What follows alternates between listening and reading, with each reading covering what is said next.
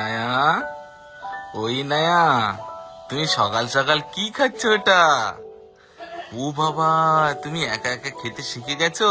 উলি বাবালি, দেখো আমার সোনামাটা সকালে উঠে বিস্কিট খাচ্ছে। Good morning everyone and welcome back to a new blog. মানে কালকে তোমাদেরকে লাস্ট বলে ঘুমিয়েছিলাম যেন আজকের ব্লগটা খুব ভালোভাবে স্টার্ট করতে পারি, বাট কালকে রাত্রিবেলায় কাঁপুনি দিয়ে আমার জ্বর, জামানের জ্বর, মানে মেয়েটাকে যে একটু কোলে নেব তার শক্তি আমাদের কারোর হচ্ছে না।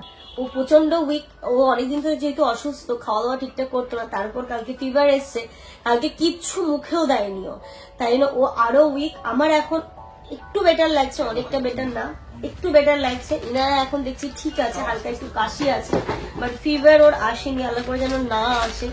তো সকালবেলা একদম আদা দিয়ে সুন্দর করে লিকার চা করেছে, তার সাথে মেরি বিস্কিট। একটা জিনিস দেখবে, সময় যখন খারাপ যায় তখন সব দিক দিয়ে খারাপ। আমার একটা ফোন ছিল, ওর একটা ফোন ছিল, তো আমার কাছে যে ফোনটা ছিল, ফোনটা চলতে চলতে না হঠাৎ অফ হয়ে গেছে আর অন হচ্ছে না। মানে তার কোনো সমাধানও আমি খুঁজে পাচ্ছি না। যে এমনি ব্যাটারিটার একটু ইস্যু ছিল, তো তারপরে এখন টোটালি আর অন হচ্ছে না, অন হচ্ছে, অন হয়ে আবার অফ হয়ে যাচ্ছে অটোমেটিক এরকম। মানে ফোনটা এখন আমাকে আবার একটা নতুন ফোন নিতে হবে। ফোনটা খারাপ হওয়াতে সমস্যা যেটা হয়েছে, আমার ওটাতে ফোন পে, মানে ফোন পে ওটাতে ছিল। তারপরে ওটাতে আমার বাড়ি হচ্ছে যে জল দেয়, সেই জল দেওয়ার মানে যে আঙ্কেল দেয় ওনার নাম্বার ছিল। আমার বাড়িতে যে গ্যাস দেয় ওনার ফোন নাম্বার ছিল।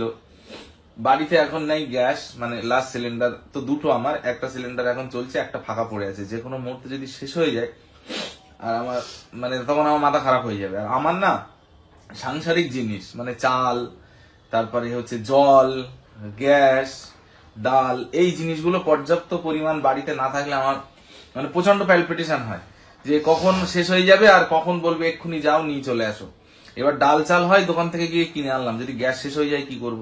তো যাই হোক, সবকিছু মিলিয়ে এখন ঠিক আছে। এখন ওকে বলবো আস্তে আস্তে অন্তত বাড়ির পাশে যে বাজারটা আছে, যদি ও যেতে বলে, বাড়িতে কি নেই দেখবো, যদি যেতে বলে তাহলে যাবো। এই যে হিনায়ের জন্য একটু সুজি করেছি, সুজিটা করেছি একটুখানি বাটার দিয়ে, সুজিটা ভেজে নিয়েছি, তারপর ওতে জল দিয়েছি। হিনায়ের যেহেতু ফর্মুলা মিল্ক খাওয়া যায় না, তো জল দিয়েছি আর একটু দিয়েছি মিষ্টি, একটু মিষ্টি দিয়েই করেছি। ভালোই হয়েছে খেতে, বাটারের স্মেলটা আসছে, বেশ ভালোই দিয়েছো। হ্যাঁ, একটু বাটার দিয়ে ভেজেছি, নইলে খেতে পারবে না। দেখি মাম্মাম, খাও তো মা, তুমি কেমন খাও দেখি। ইনু একটু তুমি খেয়ে দেখো আগে সব। আমার ইনু সোনা কিন্তু গুড গার্ল। কেন করছো তুমি? আচ্ছা একটুখানি খেয়ে দেখ, একটু খেয়ে দেখ, ও ঠোঁটে একটুখানি লাগিয়ে দাও, এটা খেয়ে দেখ, একটু খেয়ে দেখ, খেয়ে দেখ। কি দুষ্টু বলো তো, ও ভাবছে যে এটা কি, ওই জন্য খেতে চাইছে না। ওই মামাম এরকম করতে নেই। এই অবস্থা দেখো, ইনায়ের জন্য কয়েকটা জিনিস আনতে পাঠিয়েছিলাম, নইলে মেয়েটা আমার খাচ্ছে না। পেয়েছো সব? হ্যাঁ, চাল, গোবিন্দভোগ চাল এই দোকানটায় ছিল না, আবার হাটটা তৈরি করে দিলাম। হচ্ছে গোবিন্দভোগ চাল নিয়ে এলাম। ও এমনি চালে খিচুড়িটা খেতেই চাইছে না। জামানকে ডাল আনতে বলেছিলাম, ডিম, আর ইনায়ের জন্য একটু গোবিন্দভোগ চাল। এই যে ভালো করেছো, বেশি করে নিয়ে চলে এসছো। মেয়েটা না আমার এমনি চালের খিচুড়িটা একদম খেতে চাইছে না, লাস্ট কাল পর্যন্ত ছিল, তো সেটা আমি করে দিয়েছিলাম, তবুও একটুখানি খেয়েছিল। এমনি চালের খিচুড়ি করে দিলে মানে হয় না, টেস্ট তো ও কিছু পাচ্ছে না। সুজিটা তো একদমই খেলো না, দু চামচ মতো নিল, তারপরে কান্নাকাটি শুরু করবে। একটু ঘুমিয়েছে, তো ঘুমোচ্ছে, ততক্ষণ ভাবছে আমি রান্নাটা বসিয়ে দেবো। আমার গা হাত পা এত ব্যথা করছে, চলতে টলতে যেন কষ্ট হচ্ছে। এই চাদরগুলো কালকে থেকে, মানে আমার যখন জ্বর এসেছিল, ইনায়ার তো তখন ছিল না, ওর গরম লাগছে, ওর ফ্যান বন্ধ করলে ওর কষ্ট হচ্ছে। এবার রাত্রিবেলা সঙ্গী ছিল এই সোফাটা। প্রথমে আমি কিছুক্ষণ ঘুমলাম, তারপর আমার যখন জ্বরটা নেমে গেল, জামানের প্রচন্ড ঠান্ডা, কাঁপুনি দিয়ে জ্বর, ও এখানে শুয়েছিল। ওই চাদরগুলো দেখে আজকের দিনটা দেখবো, কালকে ধুয়ে দেবো, কালকে সমস্ত বাড়ির চাদর টাদর তুলে ধুয়ে দেবো। কারণ কি বলতো, সবাই যদি সুস্থ হয়ে উঠি, এই জ্বরের বেডশিট টেডশিট কিছুই রাখবো না, সব একদম ভালো করে ধোবো, ধুয়ে টুয়ে একদম জ্বরকে বংশ উধাও করে দেবো।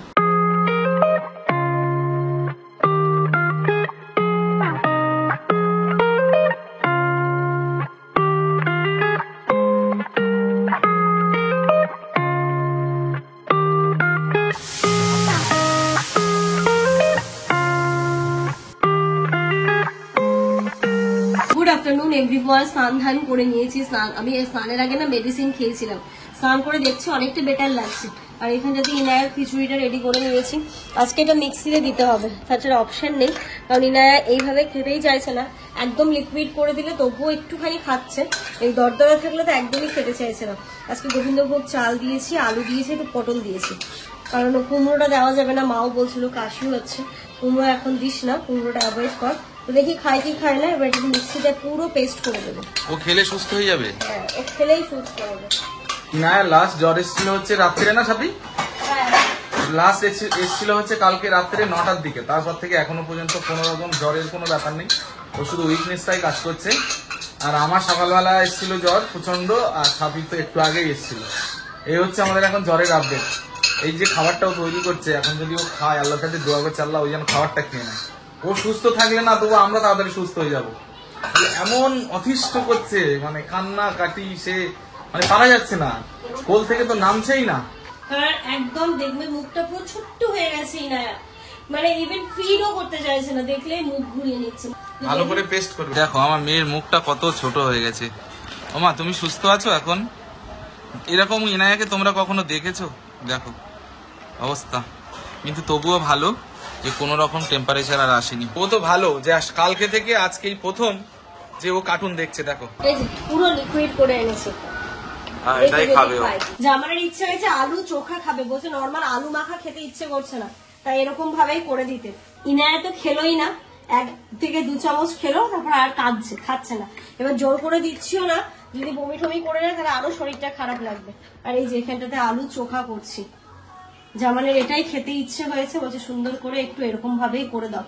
এটা হলে তবু মনে হচ্ছে ভাত খেতে পারবো, নর্মাল আলু মাখা খেতে ইচ্ছে হচ্ছে না। গুড ইভিনিং এভরিওয়ান, 7টা বাজে। আমাকে দেখেই বুঝতে পারছো যে অনেকটা ভালো আছি আমি এখন। তুমি ঘুমিয়েছো? এনায়া তো এখনো ঘুমাচ্ছে। হ্যাঁ, ইনু এখনো ঘুমোচ্ছে। দুপুরবেলা খাওয়া দাওয়ার পর যে ঘুমটা দিয়ে নিয়েছি, তারপর থেকে শরীরটা অনেকটা ফ্রি লাগছে, মানে 80% মতো আমি সুস্থ আছি, 20% মনে হচ্ছে আজকে জ্বর ছাড়বে আবার কিছুক্ষণ পর। কিন্তু সেই সকালে এসছো না? আর আসবে না, আর আসবে না। ইনুরও তো আসেনি আর। না, এবার এখন শুধু তোমার অপেক্ষা, তোমার গা পুরো ঠান্ডা হয়ে গেছে এবার। আর সানিও এসছে, সানিও কিছুক্ষণ আগে, আজকে আবার ওর আসতে একটু লেট হয়ে গেছিল, কিছুক্ষণ আগেই এসছে, এসেও ভাত খেয়ে নিয়েছে ডিরেক্ট, কারণ ওর আজকে এত ডিউটির চাপ ছিল বলে আমি দুপুরবেলা ভাতও খেতে পারিনি। কি খেয়েছিলিস দুপুরে? দুপুরে খাইনি, বিকালের দিয়ে খেয়েছিলাম কচুরি। মানে আমরা মাছে ভাতে বাঙালি, আমাদের দুপুরবেলা ভাত না হলে ভালো লাগে না। এবার এসে শরীরটা খুব খারাপ লাগছে, কি ব্যাপার এরম লাগছে কেন? প্রতিদিন তো এরম টায়ার্ড লাগে না, দুপুরে ভাত খাইনি, এসে ভাত খেয়েছে, এখনো ঠিক লাগছে। আর আমি এই পাশে আমার জামানের জন্য কড়া করে লিকার চা, ওকে না আমি ঘুমোতেই দিচ্ছি, ঘুমোলে শরীরটা ফিট হয়ে যাবে। আর খাচ্ছে যেহেতু না, এবার জোর করে খাবারও দিচ্ছি না, জোর করে দিলে ইনকেস যদি বমি করে দেয় তাহলে কি আরো শরীরটা খারাপ হবে। যেটুকু খাচ্ছে খাক, এখন তবু একটুখানি করে ফিট করছে, ওইটুকুতেই থাক, শরীরটা সুস্থ হোক, তারপর ভালো করে। আমার একটা সমস্যা কি হয়, আমার শরীর খারাপ হয় খুব কম, আবার ঠিকও হয় অনেক লেটে, মানে হলে ছাড়তে চায় না। আমার তাড়াতাড়ি হয়, কালকে এত অসুস্থ ছিল আমার থেকে বেশি, অথচ দেখো আজকের মধ্যে ও রিকভারি করে গেছে। কিন্তু আমার যেন জ্বরটা ছাড়তেই চাইছে না, মানে এমন অবস্থা হয়ে গেছে। অনেকেই তোমরা কমেন্ট করছো যে তোমরা ছোট হলেও ব্লগ, মানে যতটুকু পারবে ততটুকু ব্লগ করবে। লাস্ট সেই ভিডিও শুট করেছিলাম কখন? দুপুর মনে হয় 2-2:30টার দিকে, আর এখন রাত্রে 7টা-8টা বাজতে যায়। এখন একটু এই ক্লিপ নিলাম, মানে এর থেকে বেশি আর অসম্ভব ব্যাপার। সন্ধ্যাবেলায় কথা হলো আমাদের এক ফ্যামিলি মেম্বারের সাথে, বলছে তোমরা ডক্টর দেখিয়ে নাও, সুস্থ হয়ে ওঠো। অনেকেই ফোন করেছে, যতটুকু পারবে একটু একটু করে শেয়ার করো, আর কে বলছে রেস্ট করো।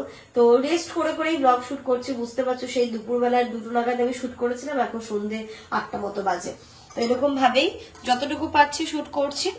চাটা খেলে মনে হচ্ছে জামানের আবার ভালো লাগবে, একদম গোলমরিচ দিয়ে, আদা দিয়ে, আর লবঙ্গ দিয়ে সুন্দর করে চা বানিয়েছি। চাটা খেলে শরীর ঠিক লাগবে। ইনায়া ঘুমোচ্ছে, ঘুম থেকে উঠে ওকে একটুখানি ইসাম রাইস খাওয়ানোর চেষ্টা করবো, জানি খাবে না, তবুও 1 চামচ 2 চামচ যতটুকুই খাবে, 1 চামচই গুলবো আজকে, যতটুকুই খাবে একটু খাওয়ানোর চেষ্টা করবো, না হলে তো জোর জবরদস্তি করবো না। চল আপাতত চাটা খাই, খেয়ে দেখি কেমন লাগছে। অনেকেই তোমরা বলবে যে ব্লগ না করলে তোমরা খাবে কি, বাজার করবে কি? আজকে দেখলাম অনেকেই কমেন্ট করেছে তোমরা এরকম। তা সত্যি তাই, ব্লগ তো করতেই হবে, নইলে খাবো কি, তাই না? সবারই টাকার দরকার, সবারই টাকার দরকার, কিছু করার আছে, করতে তো হবে।